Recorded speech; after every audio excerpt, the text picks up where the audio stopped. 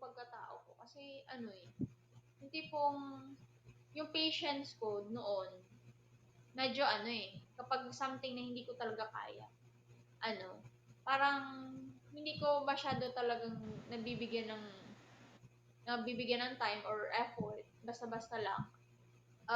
Ngayon, parang binigay ko talaga yung lahat ng effort ko.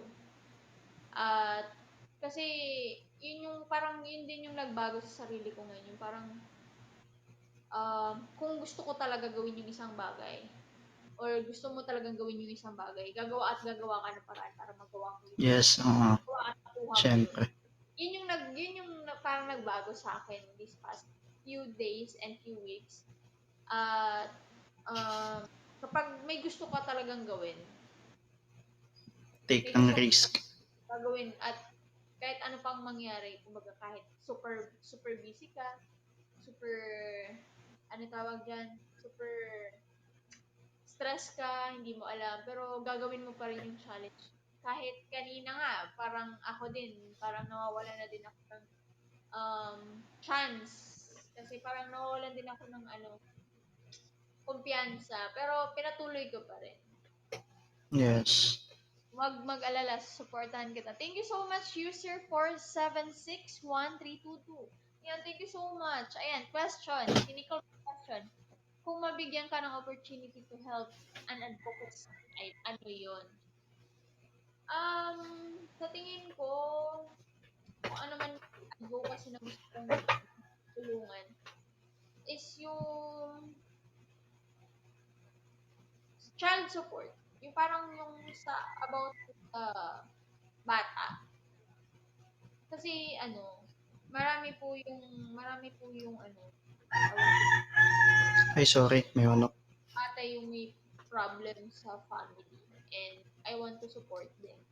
Parang ganun. And also um, basta yung advocacy ko sa mga bata, yung mabigyan sila ng magandang future. Kasi parang ako lang din yung, Especially yeah, sa mga ano, di ba? Sa mga sobrang adopted, mga walang parents, mga ganun. yeah, parang gusto ko yung bagay na mabigyan sila ng magandang buhay, makapag-aral sila. Kasi ako, nung bata pa lang ako, na-experience ko na, hindi naman sa lahat, may manok. Ang ingay ng manok. Hindi kumain. Sa kapitbahay. Sa kapitbahay. Na-experience ko na, sabi ko pa, halos everyday kami namumblema sa pagkain. At until now na din, din naman na ngayon, Thank you, yes, sir. ibang bahay lang din. Bahay namin, halos everyday kami namumblema. Kung paano, kung saan ba,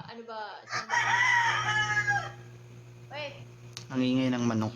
minute ko lang muna, Eson, wait lang, madali. Naka-open kasi yung window. Yeah. Naku. Proud na kasi, gusto na patulogin. Si user 4761322. Naku. Ang ingay ng manok. Bababa na lang ako.